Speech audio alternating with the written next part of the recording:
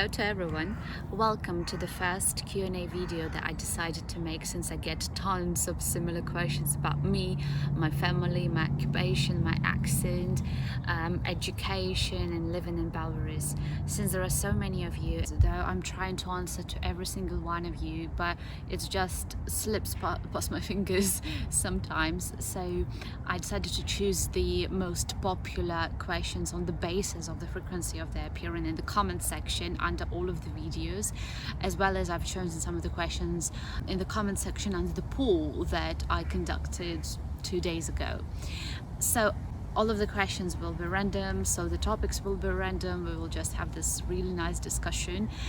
Right now we are in this phase of ice melting, and I decided to merge with nature, even though everything is dirty, bare and like barely coming to life. I chose this spot by the riverside, so sometimes I will just show some of the sceneries that I can see right in front of me while talking to you. All right, done with that. Let's get down to the first question, the first comment. All right, thank you. I will look at the rest of your videos. My next question may be answered in one of those, but how do you survive? What's your occupation? So here we go. I will just speak briefly about my occupation. I'm a teacher of English, as well as a linguist and a phonetician. I used to teach at my university, where I studied English I taught there for 2 years, but then I decided to become self-employed, and right now I am a tutor, and basically my income depends on the amount of students that I have, on the amount of classes I have with them during the week. Working as a tutor is a very flexible job, but it's not very stable, especially now when this catastrophe is unfolding with our neighbor country. There is much of psychological pressure, and some of the students took a pause in learning. So basically I don't earn as much as I used to when I just started tutoring. So that's my occupation, present occupation. The second question, is that the wage per month? That is the question, a very frequent one, regarding that video that popped up on my channel. There were $280, and the time period was per month. That was a mistake of mine not to mention the time period, because for me I thought that, okay, that's obvious, because in Belarus we get wages, we get salary per month. We don't get it per day, per week or per fortnight, but that's per month. So if you haven't got a reply from me regarding the time period, so here it is. The Belarusian tractors are very popular in Pakistan and very powerful in June. Very helpful machine for farmers in Pakistan. Thank you for that. I also picked up this question. I got several of those. Actually makes me very proud, because you have to know that we Belarusians are proud of our Belarusian tractors, because that's the major element of export in our country.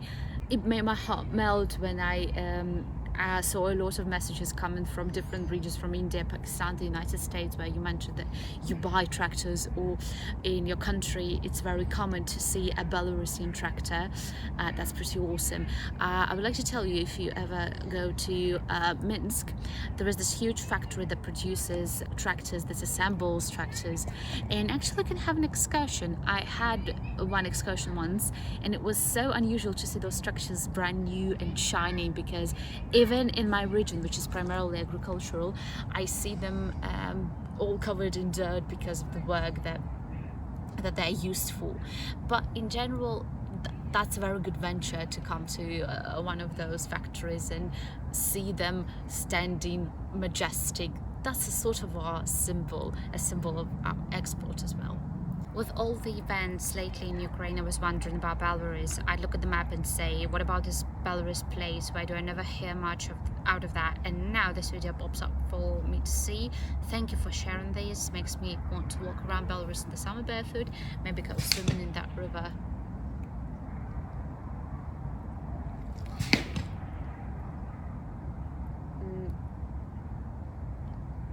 Regarding the situation, the present situation here in Belarus, I wouldn't like to comment on politics because that's not the channel dedicated to politics. So if you want to know more about the political side of the conflict, so you better consult people who are knowledgeable in this situation. I don't take this responsibility on me because I think that I'm being lied to. So I will speak about the troubles that we are dealing with, like for example, in one of the neighboring regions, which is the Brest region, the bordering region with Ukraine. 2 or 3 days ago, people could hear blasts, and it was very troubling because some of the people in certain districts said that their windows were shaking because of the blast. That was very scary because our district is also next to the border with Ukraine, so that was very scary for me. And as for the economic sides of what is happening in here, it's very difficult because imagine that Belarus, having this position, geographical position on the map, is a sort of a bridge between the West and the East. It's like, you know, to close the bridge between two regions. Surely it will be very depressing for us. Still, we can't feel these whole problematic aspects of economy, especially in my family, because we don't buy those brands that left our market, and we don't get money from abroad. But for sure, I feel that in the long run, we speak about soaring inflation, we speak about unemployment, and we speak about this distressing state in the world. That's basically it. That's these major aspects that we are dealing with, and of course blocking the media resources, and probably YouTube will be blocked as well very soon. But it's very distressing, especially psychologically, because of this tension, of this pressure and hatred. If you read some of the comments in the comment section under that video, there are a lot of people who kind of accuse me or curse me for who I am, but all of those videos were published even before it all started. And for the aspect that many people ask, like, how come your channel grew up so quickly? That's also because of this awful trend, especially for the videos that have the keywords of Russia, Ukraine, Belarus in their titles. They all popped up recently because of it. And I don't want to be part of this trend, but what I kind of appreciate in this situation is that people get to know more about Belarus. When I was traveling abroad, I met a lot of people who didn't even know where Belarus is situated, but now people are getting to know more about this region, get to know more about the culture, the economic side of Belarus, and just get to know people of Belarus. But please don't hate just the same common people as you are, because we are all in this terrifying position. And I tried to answer to many of those who asked about some peculiar details of this conflict. Thank you for this intimate view of this part of Belarus. Your English is impressive. By the way, did you learn that in school, or did you live in the UK? So here we go. I think that's number one frequently asked question on my channel. So I will start from the very beginning very quickly. We learn English from school, but when we finish school, we don't have a very, firm base of the knowledge of English. When I finished school, I had approximately A2, B1. That was enough for entering the university, and I had this terrible Russian Belarusian accent that then I got rid of. And if you like to know how I got rid of that, so I filmed a separate video, so you can just click and watch it. So I entered Minsk State Linguistic University. I studied English from different aspects, like history, vocabulary, grammar, listening, reading, writing, as well as the discipline that I fell in love with, phonetics. And I got so many excellent professors with great British accent that just inspired me to acquire this accent. So a lot of practice, like really a lot of practice, and that video will help you understand what else I did apart from studying all about the articulation, all about intonation, stress, alternation of stresses, reduction, and all of that. That's all thanks to phonetics and loads of practice, and also setting the aim that I want to acquire. I want to get British accent, because we tend to deal with a mixture of American and British, or just sticking to American accent, but I really wanted to sound in a British manner, because I love the way this accent sounds. That's basically it. It all goes down to practice, really, every single day. And also there was a connected question, like especially in that video where I had a voiceover, because I love voiceovers, that people suppose that it's not me speaking in that video, that it's just the help of a narrator, a British narrator. No, that's me. So you can see that I'm speaking. There isn't any help or any narrator from abroad.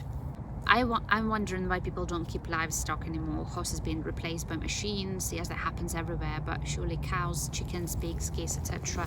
remain very useful animals to keep. That's a very curious question that made me think a bit. I will give you 3 or 4 factors why people stop keeping livestock and stop living in the village as a consequence and moving to cities.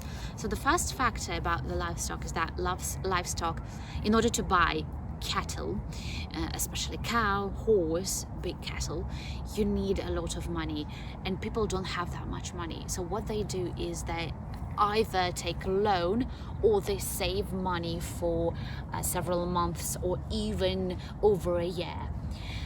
But it leads me to the second factor. So when the person decides to buy a horse or a cow or a pig, finally getting this money or loan and buying an animal, it turns out that in a matter of a week or 2, especially talking about pigs because they are very susceptible to it, the animal gets ill and dies.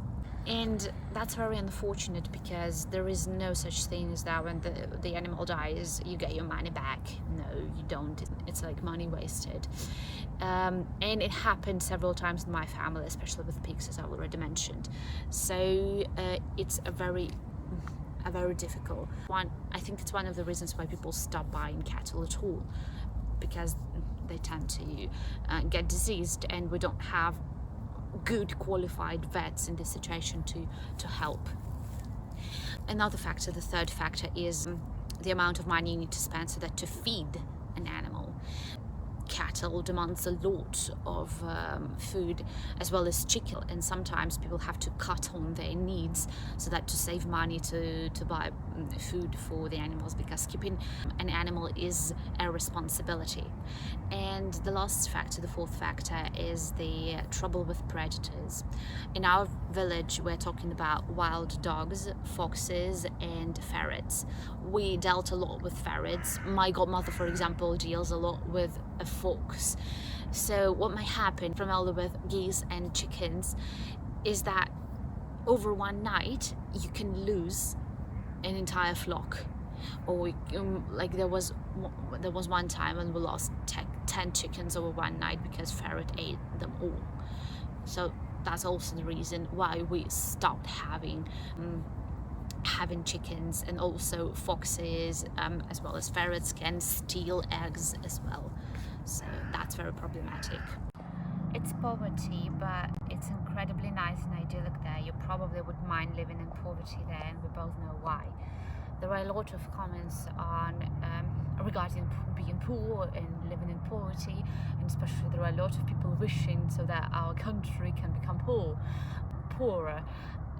Regarding this, I will never live in poverty because I'm young, I'm skillful. I chose to learn and study English so that to have various possibilities to work with this language, even working in IT sphere, because to know English for that. And surely I chose it. So in any case, if there will be a lot of trouble, if my mom loses job, I know that I will be able to earn money and bring back home so that to support my mom and support our homestead. So I don't know why I wouldn't mind living in poverty. Why a person needs money if you live in this paradise? Yes, do live in this paradise, and that's my biggest value. But also, when you look at the house that I showed to you, my grandmother's house, it's very old, it's basically standing, the roof is leaking, and I have this aim to repair this house so that it could stand longer, because I don't want to lose it. That's why I need money for this. So I'm not working for the sake of money, but I'm working for the sake of my dream and for the sake of saving my homestead. So these are the values that I have.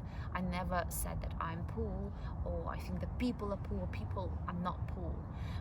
The economic side of our lives is poor, but we live happily and we can satisfy our very basic needs. But sometimes when you want to get more, and that concerns not only me but also people from the area, they go to bigger cities so that to earn money and bring that money back, so that to satisfy extra needs.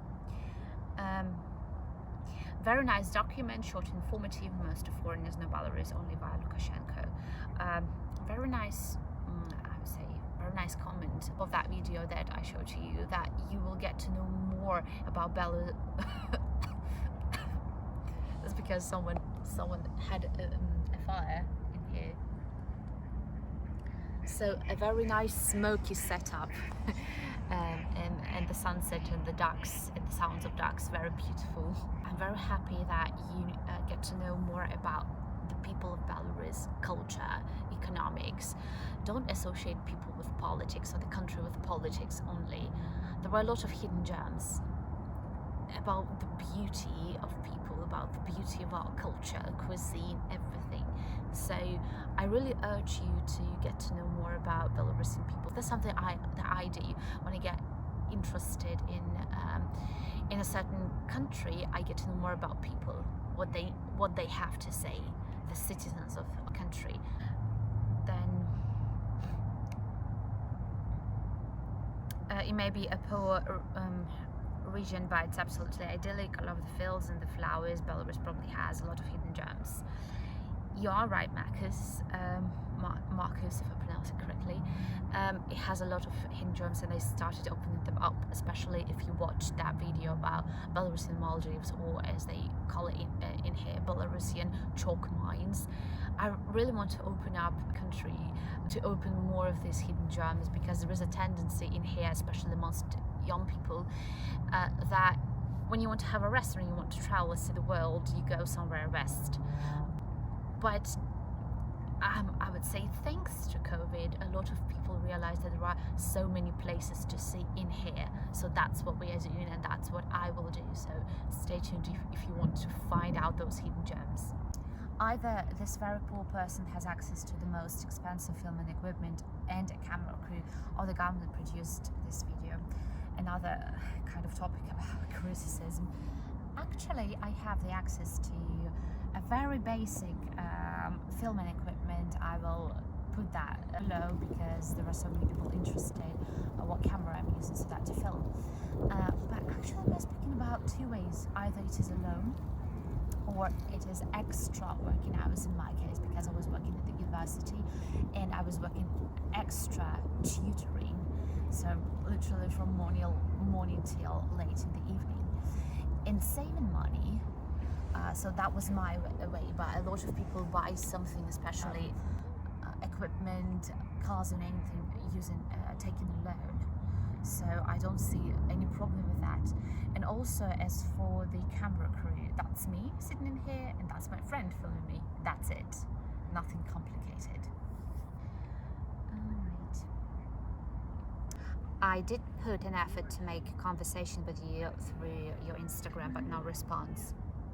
So I get to know that I have tons of DMs right now, and it's very hard for me to answer to every one of you. That's the first reason. I try to answer some of the people on Instagram, but it's literally impossible. I focus more on answering to YouTube comments. That's like sphere of influence. But the second reason is that Instagram is blocked, so I'm using VPN, and VPN isn't very good in terms of speed, and because of it, I can't answer, because I can't even watch stories there. But I think that's the major reason why I don't answer to you guys, because Instagram is blocked in here. I was wondering what the green paste was made from that you applied to the trees you pruned. Also noticed you harvested a lot of green tomatoes. Are those all for canning purposes? I traveled to Minsk in October 2019 and found I would like to know more about life in an interesting place in Belarus. Things. That's cool. Well, regarding that green paste, that's just a paint, not like the paint that you use for painting something, like painting a fence, but that's the paint primarily for the purposes of disinfecting the cut that is made in a tree. As for the green tomatoes, that's kind of a thing that we do because quite often our tomato plants get diseased very early, and just because the season is not extended in here, we collect green tomatoes, and then half of them go for the canning purposes, because still we keep them at home and it's very warm at home, and they get red, they get ripe during this time, and also we use them for salads, but when they are ripe. Okay. Would be interesting to know what your growing season is like, and may I say your English is excellent. That's from an Englishman. Thank you so much, David. As for the seasons, I would like to dwell more on that in a separate video. I think that's a very interesting video to share all of the seasonal steps that we have in Belarus. Are you sure you're from Belarus? Your English sounds perfect. How did you learn it? I'm in the UK for 5 years already, and and don't think I'm that good. I don't know anything about Belarus. Can you give info on what is going on there, or suggest where we can find out from? I was looking for news, but those I found were owned by Poland or the United States. What TV do you watch? What news do you have access to? How are the people there in these uncertain days? What are the moods there? My apologies, don't mean to upset you. You don't have to answer if you feel uncomfortable. Well, I already said that I don't want to dwell on politics, but I will say you about the sources. A lot of people have access to different sources. For example, I read Russian, Belarusian, European, American sources, Ukrainian as well. And you know what I try to do? I try to think critically. That's very important now, because every single country has its own aims in this situation. It's very important to think critically, not to be deceived by what you see. So I'm trying to do that, and I read literally everything. I know there are people who watch only Russian TV or Belarusian TV. I think it's not a good option. So what I would like to suggest, please try to read different sources, including Russian, including Belarusian. For example, are very depressed. Actually, there is even the statistical official data that people started buying more antidepressants right now. So people are very depressed. These are very hard times because we have families there. It's incredibly hard. And the last topic that I would like to dwell on, and that will be it for this part of Q&As, is the topic of Chernobyl disaster. There are a lot of people who ask, what about the Chernobyl disaster? What are the consequences of Chernobyl disaster, even to the present day? Chernobyl disaster hit us very hard. And I think we took a heavy toll, because there was this information. I'm not sure how accurate is that, but I somehow believe in it, is that when this blast at one of the reactors happened, no one actually knew what was going on, and the government knew that, and people were not warned beforehand. And what happened is that all those radionuclides accumulated in a cloud, and this cloud was moving towards Moscow. And because of it, the government decided to literally stop this cloud and let all these radionuclides fall in the form of rain onto Belarus. And surely, if you look at the map, the Gomel region is in between the way to Moscow and Chernobyl. And actually, there was even, the story from my grandmother. She was there at the time when it all happened. My mom was in Moscow. She said that at that day there was a terrible hurricane, and you need to know that in Belarus we almost never have hurricanes. And she said that at that moment there was a terrible hurricane in our village, and yeah, it took a heavy toll on us. And I would say that even to the present date, I still struggle with thyroid. I had numerous thyroid checkups because it was bigger than it is supposed to be. Also because of it, we have longer vacation period, and children, that's a must for children to have recreation somewhere outside this region. For example, I have a lot of comments from the people from the UK, Belgium, Germany, Italy, who say that they visited our city before, our village before. That's because there are so many kind people who would like to accept from the region, we'll call it Chernobyl region, but it's not Chernobyl region, but the region affected by Chernobyl disaster, for recreational purposes, like for 2 weeks, primarily for a month. That is obligatory. I was in Germany, and once staying with a family, and also traveled a lot to different recreational places, like in Latvia, Lithuania, Russia. So that was obligatory. And also, yeah, we do have anomalies like excessively big mushrooms. That's why for a certain period we were forbidden to pick up mushrooms from our forest, or even if we want to pick mushrooms, we need to take them to a laboratory for a check. And also our region is notorious for a lot of different cases of cancer amongst young people, blood pressure problems, heart problems, diabetes. So they say that our region is a kind of a region of disabled people, unfortunately, in this case. So yeah, it is how we still have radiation. Yeah, we do have it, but not in that amount that was in a year like 1986, because certain radionuclides have a lifetime period when then they stop to be active, but there are still some which are in the soil. So yeah, we struggle with it a lot.